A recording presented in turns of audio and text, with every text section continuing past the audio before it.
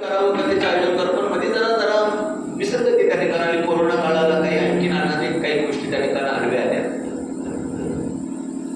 नंतर दादांची आईच त्या ठिकाणी निर्माण त्या ठिकाणी झालं. परंतु त्या निमित्ताने होईना आज या कथेचा योग या ठिकाणी आलेला आहे. कथेचं आयोजन जरी त्यांनी त्या ठिकाणी वैयक्तिक त्यांनी त्या ठिकाणी केलेलं असेल, त्यांच्या परिवाराने केलेलं असेल, परंतु ही कथेचा आस्वाद त्या ठिकाणी हा सर्वांसाठी आहे. राजा परीक्षितने जरी प्रश्न त्या ठिकाणी स्वतःच्या उद्धारासाठी त्या ठिकाणी केले असेल, तरी परंतु ते स्वतःच्या उद्धारासाठी नाही तर या प्रजाजनांच्या उद्धारासाठी हे सर्व वेगवेगळे प्रश्न त्या ठिकाणी राजा परीक्षितने त्या ठिकाणी प्रश्न केले असतील. शुभदूजी महाराजांचं भागवत सांगितलं ते स्वतःसाठी नाही, निमित्त आहे राजा परीक्षितचं. राजा परीक्षितचं मुळात भगवत भक्त आहे, परंतु या प्रजाजनाने आता जीवाला यालाही त्या ठिकाणी या भक्ती प्रेमामध्ये त्या ठिकाणी वाहून त्या ठिकाणी समरस करण्यासाठी या ठिकाणी हे श्रीमद भागवत कथेचं आयोजन या ठिकाणी आहे. आणि म्हणून प्रेम त्या ठिकाणी आपण त्या ठिकाणी असणाऱ्या भागवत कथेला किंवा कुठल्याही धार्मिक कार्यक्रमाला बोलवणं येऊन आगर नाही येऊ. आपलं यज्ञ कार्यक्रम कीर्तन भजन काय असं त्या ठिकाणी भागवत कथा श्रवण करायची आपलं काम नाही. परंतु त्या ठिकाणी सतीला त्या ठिकाणी समजावून सांगतात त्या ठिकाणी भगवान शिवजी की त्या ठिकाणी जाणून बोलून त्या ठिकाणी मलाही त्यांनी नाकारलं, तुझ्या वडिलांना तुलाही बोलवणं आलं नाही, उगाच कशाला अपमान करायला त्या ठिकाणी जातेस. अगं अप्त जनाकडून अपमान हा करणारा सुद्धा काही वेळेस कारणीभूत ठरतो बरं का. इतकं बोलूनच भगवान शंकरांनी आता मौन धारण केलं. आता पुढे जाणार सतीची बुद्धी त्या ठिकाणी मोह पावली. प्रिय अशा शंकरांचा उपदेश ध्यानी तिनं आणला. ध्यानी न घेता राजा दक्षाकडे त्या ठिकाणी ही असताना सती पार्वती माता त्या ठिकाणी निघालेली आहे. सती मारपूर मारतीचे नंदिकेश्वर सर्व शिवगण त्या ठिकाणी निघाले. पार्वती माता येथे शाळेमध्ये पोहोचली. आई समोर आली, आईची माया आहे. मावश्या बहिणी त्या ठिकाणी समोर आल्या, त्यांनी त्या ठिकाणी तिचा सत्कार त्या ठिकाणी सन्मान त्या ठिकाणी केला. पण दक्षानं मात्र दुर्लक्ष, बाबानं दुर्लक्ष तिच्याकडे त्या ठिकाणी केलं आणि म्हणून तिला अपमान वाटला. पिताजी आपल्याला नमस्कार सुद्धा करत नाही, आपलाही नमस्कार स्वीकारित नाही आणि म्हणून तिला राहावं लागलं. ती पिताजीला त्या ठिकाणी म्हणते की तुम्ही माझ्या पतीचा तिरस्कार करताय, पण लक्षात ठेवा माझे पती त्या ठिकाणी भेददर्शी त्या ठिकाणी नाहीये. भेद हा त्यांच्यामध्ये कुठेच त्या ठिकाणी पाहायला मिळत नाही. कोण आवडता कोण नावडता त्यांच्या ठिकाणी हे कुठंच काहीच त्या ठिकाणी नाही. निर्वैर अशा प्रकारची आमची शिवजी त्या ठिकाणी आहे. कोणी त्यांचा द्वेष करत नाही, कोणी त्यांना तुच्छ त्या ठिकाणी म्हणत नाही, कोणी त्यांचा तिरस्कार त्या ठिकाणी करत नाही. फक्त तुम्ही आणि तुम्ही एकच त्यांना त्या ठिकाणी विरोध त्या ठिकाणी करताय. बाबा, या जगामध्ये 4 प्रकारचे पुरुष त्या ठिकाणी असतात. पार्वती माता त्या ठिकाणी आपल्या बापाला बोलते, सांगते की दुसऱ्यांच्या गुणावर दोष दृष्टी ठेवणारे, त्यांना गुणांची पारख त्या ठिकाणी नसते, त्यांना अधम त्या ठिकाणी समजावं. एखादा किती गुन्हेगार असेल, कितीही कलाकार त्या ठिकाणी गुन्हे मंडळी असते, पण फक्त त्यांच्या दोष त्या ठिकाणी पाहायचा, त्यांच्या गुणाचा विचार त्या ठिकाणी माणसं त्या ठिकाणी करत नाही. एखाद्याने माळ घातली बघा ना, करून सोडून भागला देवपूजाला लागला. असं म्हणत नाही की त्या ठिकाणी आता तो लागलाय ना देवपूजाला, पहिला कसा असू दे, अहो वाल्याचा वाल्मिक ऋषी झालाय, त्याचे जे पाप आपल्याकडे नाहीये, त्याचे ते दोष पुण्य आपल्याकडे नाहीये. लागलाय ना सत्कर्म करायला, परंतु त्याचा चांगला गुण जरी असेल, देवाच्या पायाला दर्शन करायला आला तर आता किती दर्शन करायला पोहतोय रोज सकाळी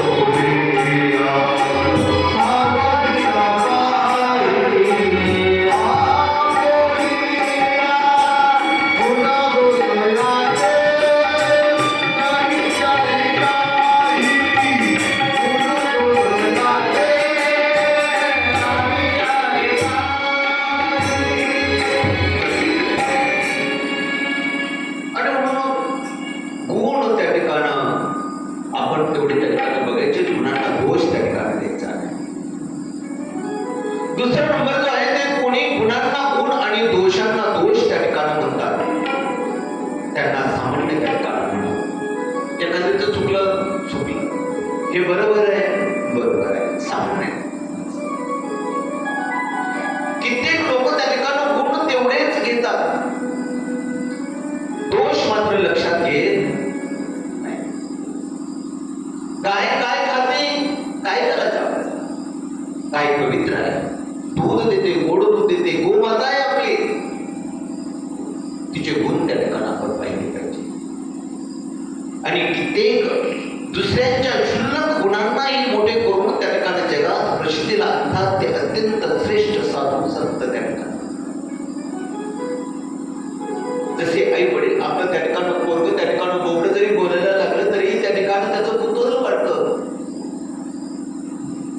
तशी त्या ठिकाणी एखाद्याचा दोष जरी असला, अरे चुकू दे, चुकलं काही फरक नाही पडत, चूक सुधरून घे. त्यांना त्या ठिकाणी मोठं त्या ठिकाणी म्हणावं. आणि म्हणून त्या ठिकाणी पार्वती माता आपल्याला वडिलांना म्हणते की तुम्ही जर त्या ठिकाणी तुमच्याकडे जर पाहिलं तर तुम्ही अधम आहात. आमच्या शिवजींचा त्या ठिकाणी, माझ्या पतीचा कोणीच त्या ठिकाणी तिरस्कार त्या ठिकाणी करत नाही. निष्ठा त्यांच्या शिवनामाचा त्या ठिकाणी वाचे म्हणतात. शिव भोळा चक्रवर्ती त्याचे पाय माझे वाचे वदता शिवनाम दयान वाटे बोलता. अहो आमच्या शिवजींचं, आमच्या पतीचं नाव जर घेतलं तर काम क्रोध लोभ हे सगळे विकार त्या ठिकाणी पळून जात आहे. एवढे महान आहेत माझे पती, आणि तुम्ही मात्र त्यांचा एवढे सद्गुणी असो तरी तुम्ही त्यांचा तिरस्कार त्या ठिकाणी करताय. आणि म्हणून ती असणारी पती त्या ठिकाणी, ती असणारी सती साहेब पार्वती त्या ठिकाणी असणाऱ्या आपल्या बापाला त्या ठिकाणी बोलते. परंतु एखाद्याला विरोध करण्यासाठी जर आपण जर कमजोर असो तर त्या ठिकाणी त्याच्याशी लढणं त्या ठिकाणी उपयोगाचं नाहीये. आणि म्हणून सती पार्वतीला त्या ठिकाणी वाटलं की आपणच आता आपला प्राणत्याग त्या ठिकाणी करावा. आता बोलून तरी काय होतं? माझे पती सकाम आणि निष्काम या दोन्ही कर्मापासून मुक्तच आहे. तुमची कन्या म्हणून त्या ठिकाणी मला ते दक्ष आणि त्या ठिकाणी म्हणतात. मला मात्र आता त्यांना तोंड दाखवायची लाज वाटते. म्हणून मी इथेच आताच या ठिकाणी प्राणत्याग करते असे म्हणून पार्वतीने पिवळे वस्त्र त्या ठिकाणी परिधान केलंय. उत्तरेला त्या ठिकाणी तोंड त्या ठिकाणी केलेलं आहे. आचमन त्या ठिकाणी केलेलं आहे.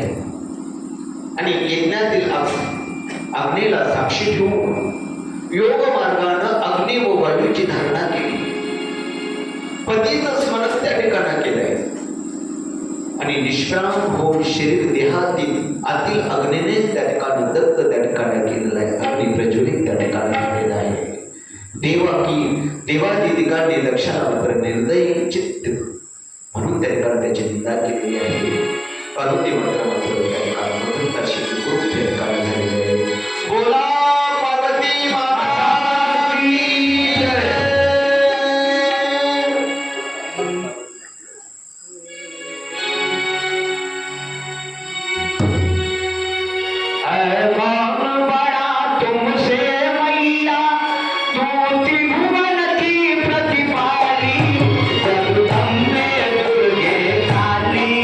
मेरी मैया शेरा वाली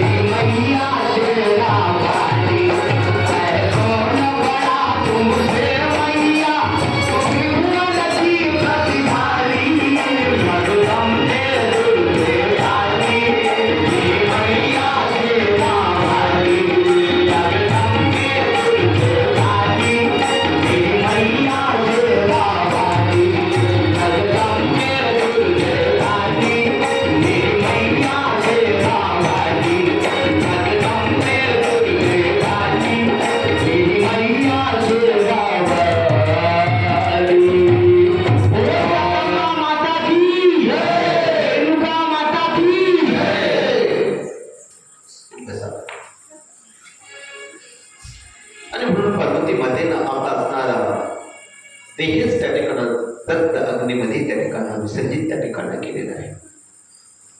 शिवगण दक्षावर त्या ठिकाणी चालून गेलेले आहे. भृगूने दक्षिणाग्नीत हवन करून भृगू नावाच्या देवांना पाचरण केलं. भृगूंनी शिवगणांना तारण करून पळवलं. शिवगण कसे कसे आपला जीव वाचून त्या ठिकाणी गेले. पाठोपाठ नारद मुनी पण तिथे हजर झाले. त्यांच्या मुखातून शंकरांना सर्व वृत्तांत त्या ठिकाणी कळाला. आणि मग दक्षाला केवळ त्या ठिकाणी धडा शिकवावा म्हणून शंकराने क्रोधानं एक जटा त्या ठिकाणी उपटली. त्या जटेतून वीरभद्र त्या ठिकाणी निर्माण झाला, अत्यंत उग्र स्वरूपाचा. हातावर त्रिशूळ घेऊन शंकराने आज्ञा केली आणि ती आज्ञा अंमलात आणण्यासाठी शिवगणासह वीरभद्र त्या ठिकाणी निघाला. भयंकर गर्जना करत त्या ठिकाणी निघाले. धुळीचे लोट त्या ठिकाणी चौकडे त्या ठिकाणी फुटू लागलेले आहेत. दक्ष व ब्राह्मण हे काय झालं नेमकं म्हणून संशय वृत्तीनं त्या ठिकाणी पाहू लागले. मात्र प्रसूतीनं त्या ठिकाणी जाणलं की शंकरासह सतीचा अपमान केला हे त्याचं फळ आता या ठिकाणी राजा दक्षाला भोगावं लागतंय. शिवगणाने चारही बाजूने यज्ञ मंडपावरती हल्ला केला.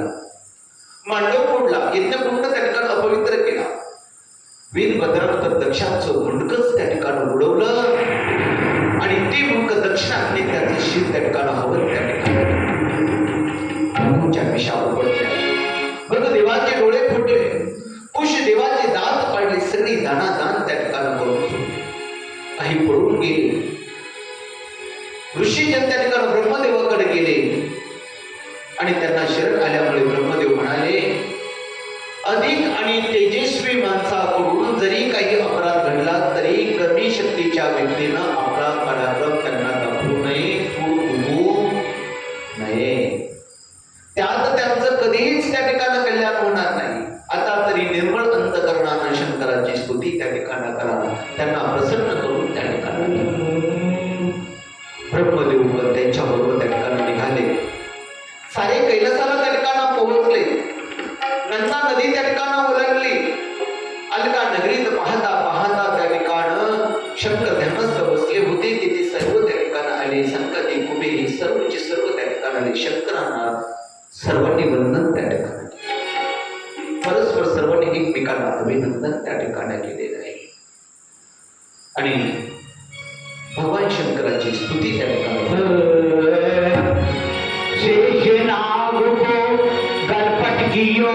शंकर गए कैलाश, अखंड तपस्या धारण की, जय जय भोलेनाथ. रखियो लाज, रखियो लाज, रखियो लाज सदा भोले बाबा. कैलाश वाला मत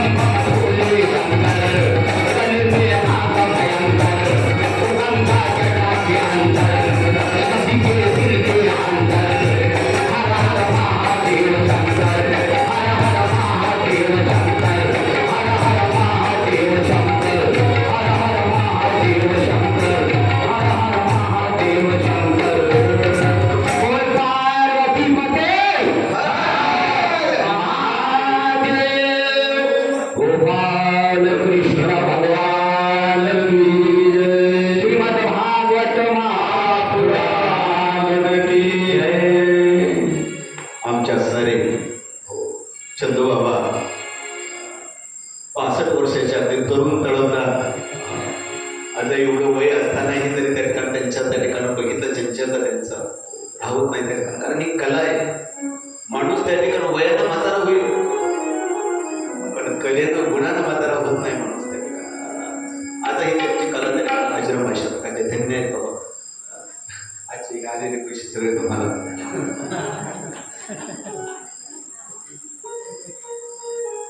आणि कारण बाबांनी कलेला फार त्या ठिकाणी जीवनामध्ये महत्व आहे.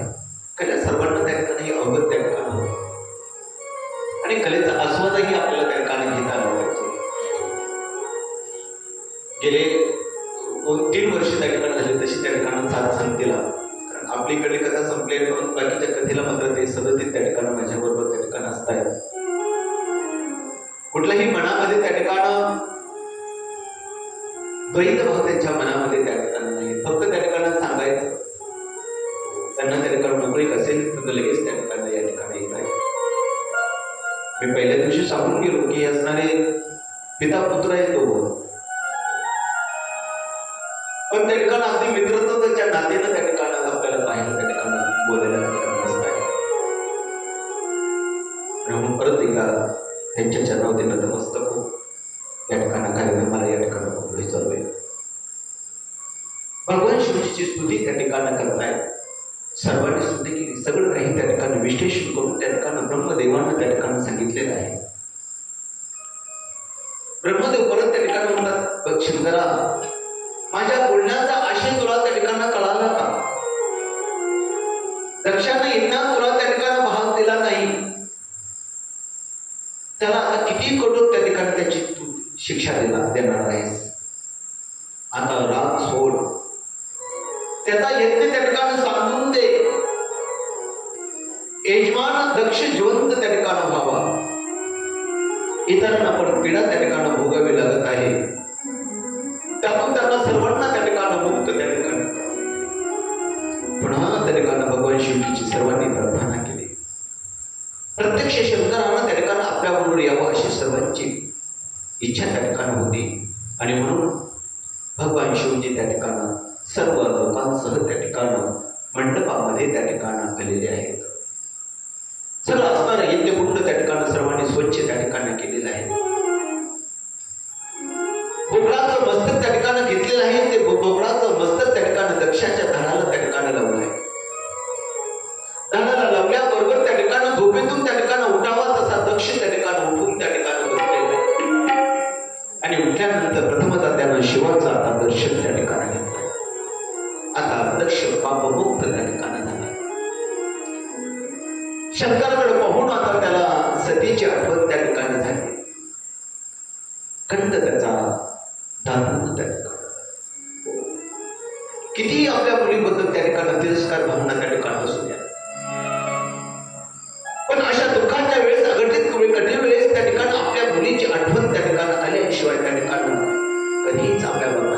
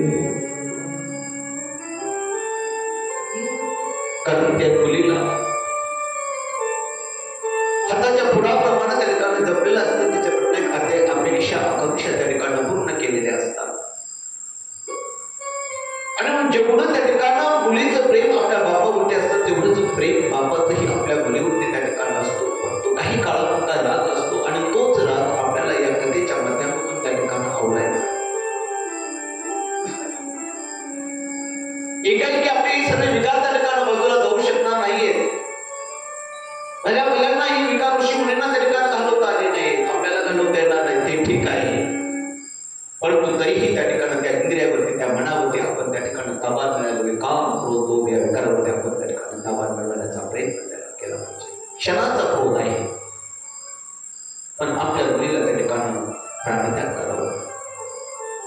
आता मात्र त्या ठिकाणी राजा दक्षाला त्या ठिकाणी आपल्या गुरुच्या प्रभू लगे रडू लागला. प्रेमपणानं राजा बोलू लागला. अगदी कृतज्ञतेनं आता सर्वांना वंदन करून त्यानं येण्याला त्या ठिकाणी सुरुवात केली.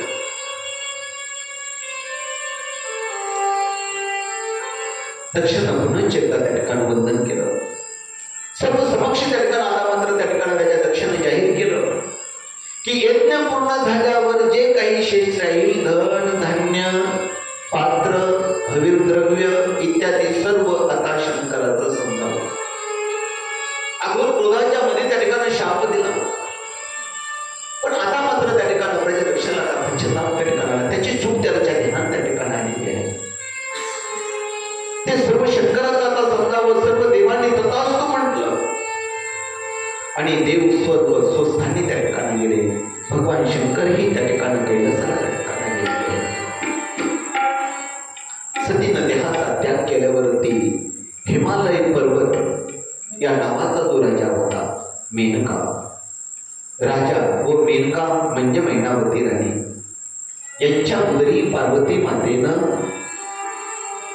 म्हणजेच अंबिका या नावानं परत नवीन देह धारण त्या ठिकाणी केला. बोला अम्मा माता की जय. चांदण चांदण झाली र, चांदण चांदण झाली र, आपले गौराय वासुदेव आपे तुझ्या दारात भक्त आले, आपे तुझ्या दारात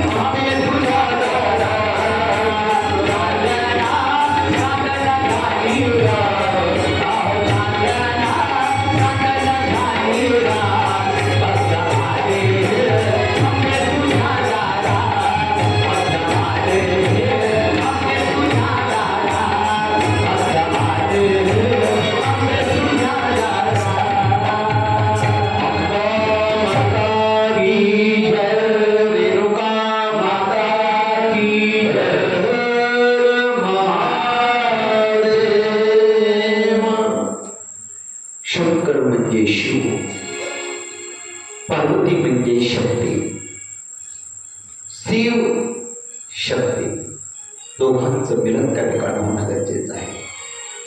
कारण शिव आणि शक्ती हे दोघं एकमेकापासून वेगळे राहूच शकणार नाही. देहरहित दृष्टी केली तरच त्यातील अभेदत्व लक्षात आपल्या ठिकाणी येतं.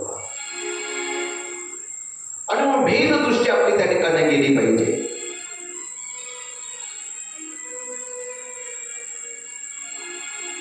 संत नरहरी सोना सुद्धा त्या ठिकाणी आपल्या बघा म्हणतात